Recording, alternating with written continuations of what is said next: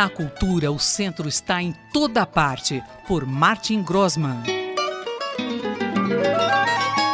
Professor, nós vimos aqui nas últimas colunas falando de artistas que têm alguma relação com o museu. Por exemplo, Duchamp, Dürer, Velázquez. Que outro artista nós poderíamos citar para discutir essa relação entre arte e museu? Roberto e ouvintes da Rádio USP, eu diria que um que nós não ainda mencionamos e que é importante nesse tipo de ordenação é o Courbet, um artista que está na história da arte, importantíssimo, o Gustave Courbet, que teve um papel importantíssimo a partir de meados do século XIX, né? E bastante controverso. Se do ponto de vista da pintura, né, a gente ainda classifica ela como uma pintura acadêmica, Courbet foi além a de fato, questionar o cânone estabelecido, né, e até a ideia de gênero. Então, ele é famoso como um pintor realista e socialista também, porque ele vai trazer para a representação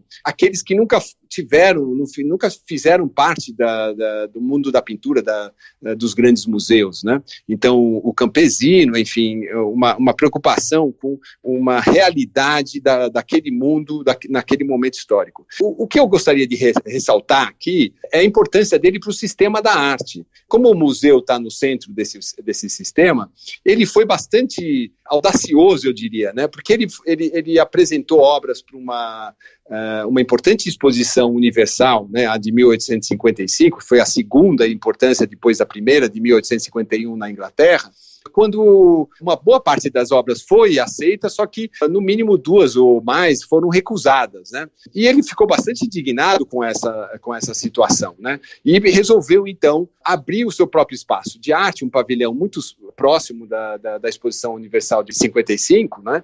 Onde ele expôs 40 das suas obras. Então, aí a gente tem um momento muito importante, porque, assim, não é um museu. Também a Exposição Universal não é um museu, então ela está na gênese da ideia ou do conceito de centro cultural, até também na gênese dessas grandes exposições que agora nós temos em São Paulo das bienais, né? Então a Bienal de Veneza, que foi a primeira, de 1895, né? E a nossa Bienal de 1951, né? Então há um momento de efervescência e de questionamento dessa estrutura e dos limites dessa estrutura. Que obras do Courbet foram rejeitadas na Exposição Universal? Olha, entre elas estava uma monumental tela, uma representação de um enterro em Ornans, que é essa cidade natal do Gustave Courbet. Para se ter uma dimensão dessa pintura, ela tem um pouco mais de 3 metros de altura e mais de 6 metros de comprimento. Mas eu queria me deter aqui numa pintura que até hoje nos causa admiração, né?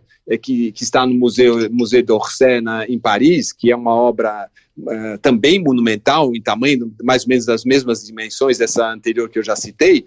É o ateliê do artista, então ele faz quase que um autorretrato, mas não é somente o artista, mas é o artista em seu contexto de criação, né? E o subtítulo é uma alegoria real que soma 7 anos da minha vida como artista. Então, de grande parte, a gente vê a falsa modéstia aí, né, desse artista também, mas que tem muita coragem, que vai quebrar essas estruturas, a estrutura de poder da arte naquele momento, né? Porque ele considera essa obra fundamental na trajetória dele. E essa obra, de fato, é muito interessante, até hoje ela é usada para entendermos aí também a mudança do que é um artista acadêmico, então antes de meados do século XIX, para um artista moderno, né? E o ateliê de artista, então, ele está localizado no centro, é o artista com uma modelo, né, uma musa, uma mulher despida, né, uma criança e um cachorro, então acompanhando o processo do pintar, do representar do artista. À direita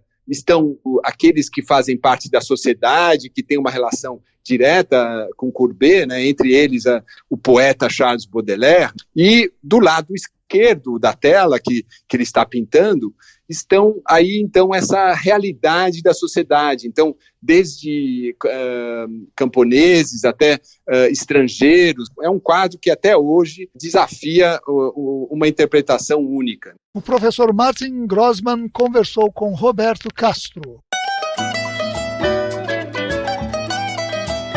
Na cultura, o centro está em toda parte, por Martin Grossmann.